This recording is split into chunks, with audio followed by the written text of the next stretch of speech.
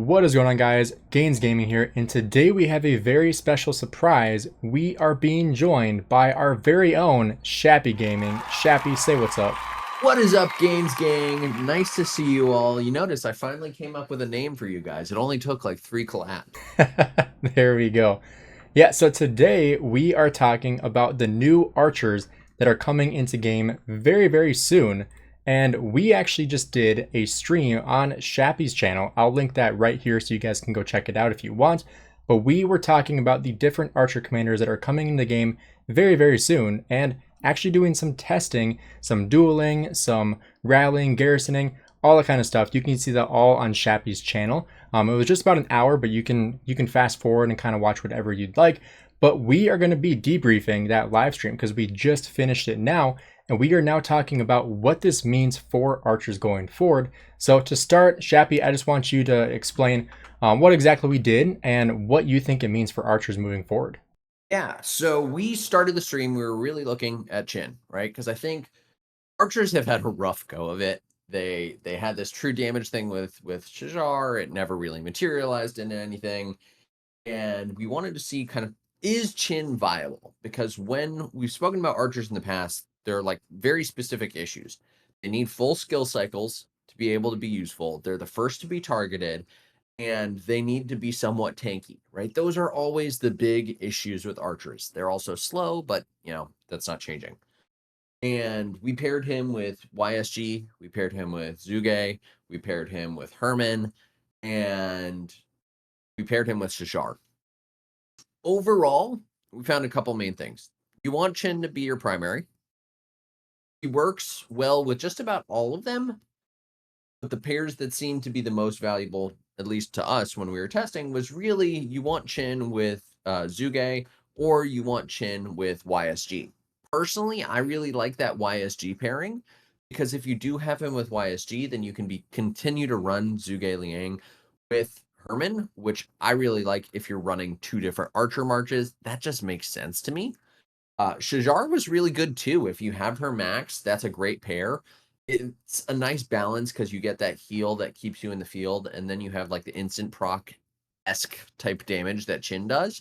So you've got some really good options, which feels unusual for archers. Yeah, and I would agree. I've made multiple videos now about how I think archers are dead and how it's like Lilith needs to come out with a groundbreaking commander or commanders that are going to revitalize archers and make them usable again. And I think that's exactly what they did.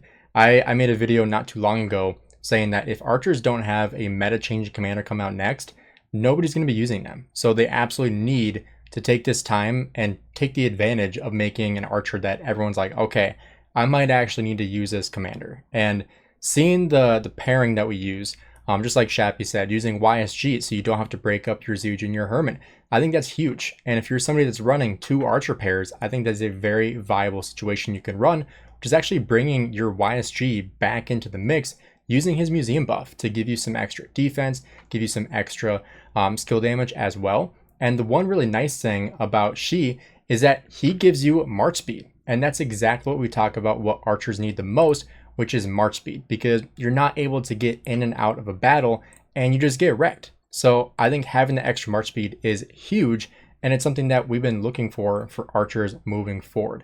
Now, talking about Shajar, Shappy, what do we actually think is going to happen with Shajar? Are people actually going to be using her now?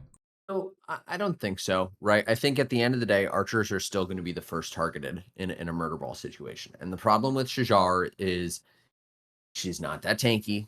And if she gets targeted, she's going to fill your hospital, right? If it's a single one-on-one duel, I think it works. But in a realistic scenario, I probably wouldn't run her. The other thing that excites me about the YSG pairing specifically is, and this is one of the things we didn't talk about in my stream, was Crystal Tech, right? They've since changed how the Crystal Tech works so that now you have more health. Now you have more defense. Now you have more march speed. So where YSG particularly becomes valuable is that second skill.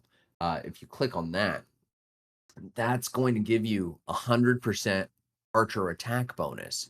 So between that and the equipment, you can actually set yourself up pretty nicely where you're dealing a lot of damage and you've got a lot of damage output. And I think the crystal tech is actually going to feed into this pairing even more. Definitely. I 100% agree. And my alt is actually in KVK right now as a siege main. And so I'm actually seeing that benefit of only having one troop type needing technology, which is huge, and actually kind of makes an argument for not diversifying your account as much. But I think specifically for lower spend players where you're not able to get in and out of fighting, you actually can do that with this new KVK tech and be able to invest into that health, into that defense, into march speed, which is huge, especially for lower spending players or even free to play players. And I think one of the biggest benefits with YSG as well is that it really gives you a low cost of barrier entry for using archers in Season of Conquest, because a lot of people still invest into YSG in the early game. And so if you're able to transition into then using She as the primary and YSG secondary, and then buy the museum buffs, you're going to get a huge upside when you get into KVK initially, and maybe that's your first march. I personally would still recommend going for infantry or cavalry over archers, but what we saw with She as well with this testing is how tanky he was. Shappy, share a little bit about what we saw with She and just him getting swarmed down in the open field.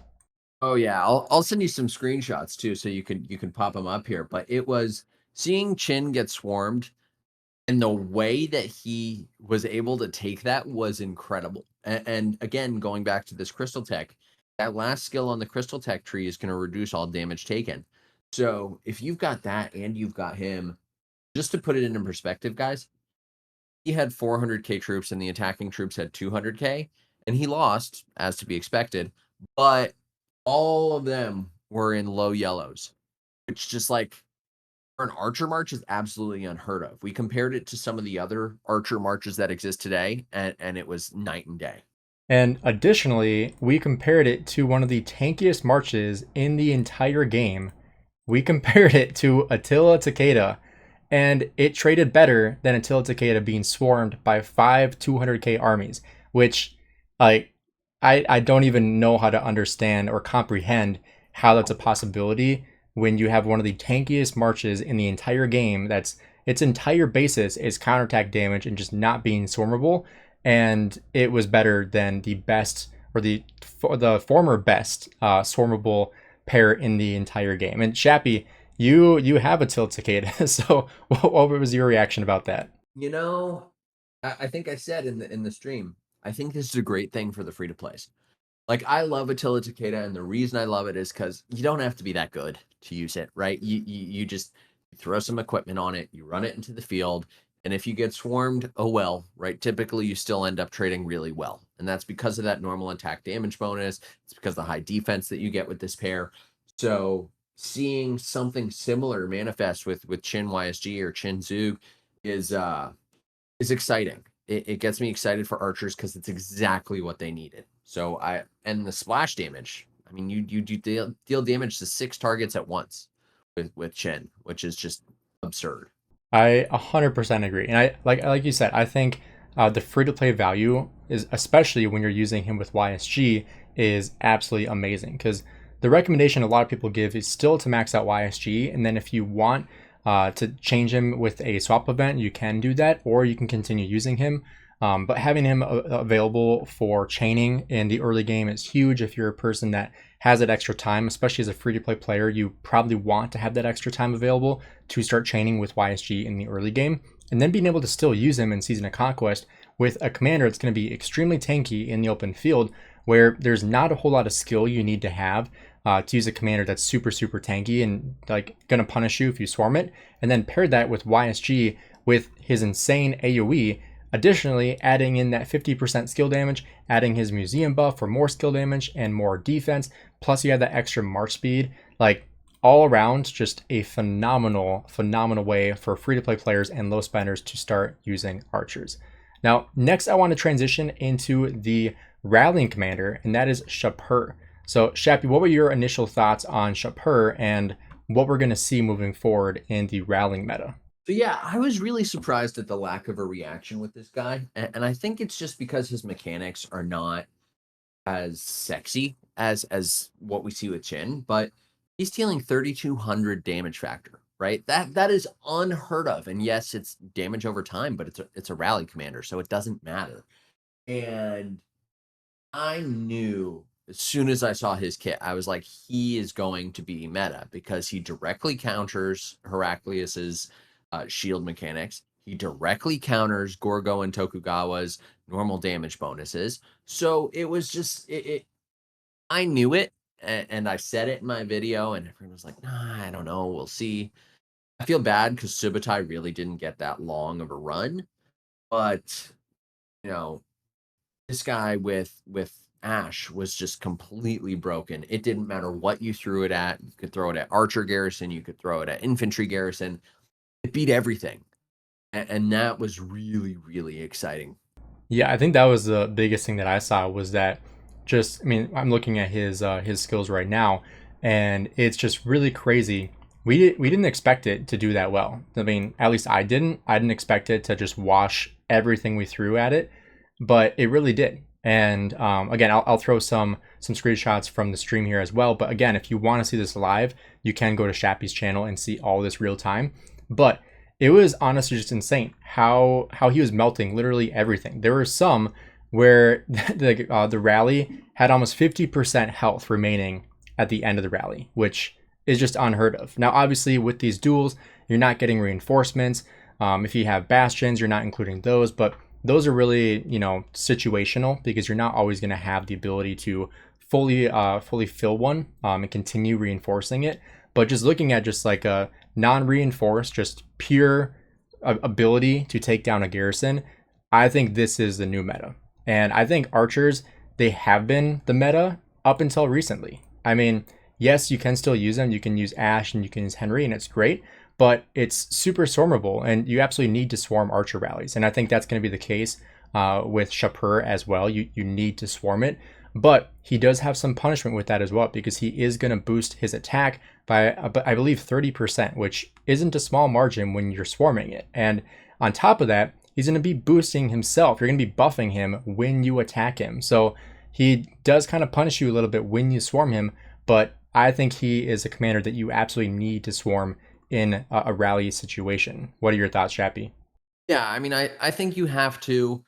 The cool thing about putting him with Ash too is you get a little bit of AoE damage, I think, from that active skill, which is going to be nice in terms of making you somewhat more swarm proof in that you're going to be hitting some of those targets that are swarming you. But yeah, I think you have to swarm this March, whether you like it or not. I don't know how well it's going to go, to be honest, but I do think that it is going to be probably less swarm proof than something that you throw with Henry. We did do some tests with Henry as primary with Shapur, and it did okay. It didn't do quite as well, if I'm being honest. But I do think if you're running into a situation where someone's running Heraclius and you're like, I need to break this garrison, Henry Shapur did great too. And if you don't own the field, that's probably what I would do. I think it just depends, right? It depends on the scenario. If you find that you're double rallying a pass, right? I would absolutely put Shapur with Ash. Same if it's just a flag that's all infantry, I would do that too. Um, I think it's meta. I really do, and I'm pleasantly surprised by that. And for me, being an archer hater, I'm not very pleasantly surprised, but I am unpleasantly surprised that they are making a comeback. But like I said before, I think they absolutely needed this, and I think it's good that they're kind of rebalancing the game because, we've always basically had the rock, paper, scissors where archers will defeat infantry, infantry, cavalry, cavalry, archers, and there's just that balance amongst the game. And we haven't had that up until now, up until these new commanders are coming back in the game because infantry and cavalry have basically had their way with archers. They've just destroyed them in every facet of the game. And so I think this will bring more balance and more order to the game. I think just allow more flexibility with what you're using. Because like Shappy said, you can use Ashurbanipal, you can use Henry, you can use a good mix of things. And so I don't think it's a one size fits all anymore, which before it was like the only option you really had was running Ash with Henry, and that's your only rally viability right now. So I think this will add a little bit more flexibility with what archer mains can use depending on the situation, whether it's a fort, a flag, a pass, lots more viability in terms of what you can use for archers. But what we saw was that they were defeating everything. It wasn't just infantry, but they were also defeating cavalry, which is kind of shocking because that's not supposed to happen in this kind of situation. So it will be interesting to see how this actually looks when it comes into the game, especially when you consider it being swarmed down and seeing how it actually affects the rally situation. Because like I said before, it does have some punishment if you swarm it, but it's a situation where you kind of have to swarm it or it is going to defeat your garrison unless you're really, really good at filling it. So Shappy, what are your overall closing thoughts amongst these two new commanders? I think Lilith gave archers what they needed. I think the biggest question is how these new commanders are going to fit within your existing lineup.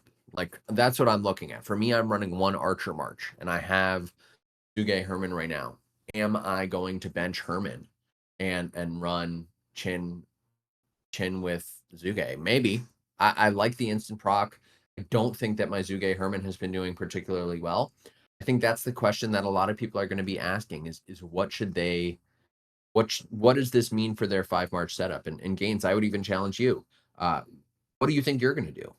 Yeah, so I was just about to say that. So I think one thing that really stood out to me in your stream was a couple people were saying, well, with Herman, the biggest benefit you're getting is his poison to boost more skill damage. And if you have a bunch of commanders that are not doing skill damage, then Herman is losing a lot of value. However, for me, right now, I only have 3 commanders in my entire lineup that don't do skill damage. And that is going to be Luce, that is going to be William Wallace, and then that is going to be Arthur, with combo attack damage. So for me at least, I have a lot of commanders that are still doing skill damage. But if I start adding in BQ, and then, say if I bench Scipio, which for me personally, I'm planning on benching William Wallace if I do that. But the further away you get from skill damage, the less viable Herman is going to be. And so I think with the addition of smite damage, of combo attack damage, and continuing to go down that line for infantry and for cavalry, I think Herman is going to continue to lose his value. So for me personally, I'm bumping Herman down on my priority list for people entering Season of Conquest just because we don't know what the future is going to look like for skill damage. Because right now it looks pretty bleak. It looks like we're going to see more smite.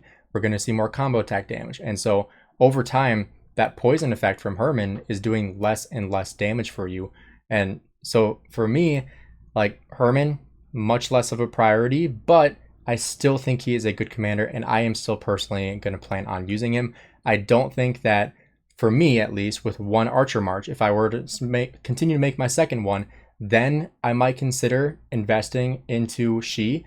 But as of right now, the way things are looking, I'm going to continue running my Zeuge and my Herman.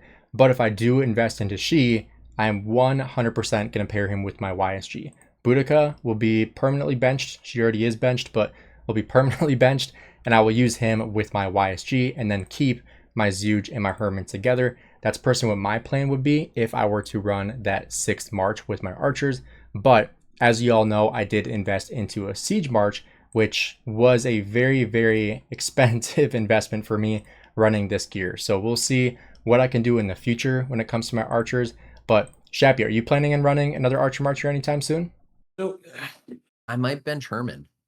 That's the big question. I have Arthur and I have William Max, so I could run that with Delta formation and start building up that armament set. I haven't done it yet, but I could. And then I'm probably going to be maxing by Chi. I already have William Wallace max, so I could easily run by Chi with William Wallace and then Luce with Alex, or Luce with Scipio. I only have two infantry sets, so I could totally find myself doing that. Scipio Luce is an amazing pair. No one ever talks about it. The problem with Herman is the same that I've had for a long time, which is love the poison, but in order for you to actually trigger his expertise, you have to be sitting there forever, right? And archers are not going to be sitting there forever. And what I like about Chin is you don't even have to have a full skill cycle before you can deal a ton of damage.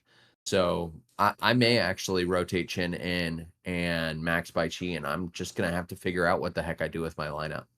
Yeah, I feel like you're in a much better position than most people are. Even myself, I'm in a pretty good situation with just under 1,300 heads, but I believe you said you're sitting at like 1,600 heads. And so you have the ability to max almost 3 commanders. I mean, like 2.5 really, but I mean, I'm not even at a full 2 maxed out commanders yet, and ideally I like to stick with at least enough heads to almost max 1 commander. So I'm getting to the point where I can put about 600, 700 gold heads into a commander and be comfortable still with what I have remaining. So then I really have to decide, do I want to invest into BQ or do I want to invest into She? And basically figure out what's going to be better for my lineup, benching Herman or benching William Wallace. And for me right now, I think benching William Wallace would be the better opportunity, especially because I don't have to max BQ. But additionally, another commander that I wanted to look at is going to be Philip, and whether or not using Philip in my lineup is going to be better than adding in She or adding in BQ. So I have a lot of thinking to do on what I'm personally going to do. Shappy, it sounds like you have a little bit as well, but kind of leaning toward investing into these new archers and potentially benching your Herman Prime. Yeah. Yeah, it's going to be an interesting time to see what happens next. I believe we did conclude that next is going to be leadership. So we actually do have potentially some time to start thinking about, what everything's going to look like and save up some gold heads. So maybe that makes things a little easier. Definitely. Well, Shappy, I really appreciate you being here and joining me for this video. Again, thank you for having me on for your live stream as well. Everybody, make sure you go check out Shappy's channel and check out that live stream if you want to see how these 2 new archer commanders tested in this dueling situation. And make sure you drop a subscribe to Shappy as well, as he makes Rise of Kingdoms content as well and is also a sponsored content creator. Shappy, thank you so much for joining me. Any farewell words? No, just want to thank you for coming on. Thank you for being on the stream and having me over here. I love the Gainz gang, and you guys are always welcome on the channel. Awesome, man. I appreciate it. Thank you, everybody, for checking out the video. Make sure you drop a like and subscribe, and I'll see you guys in the next one.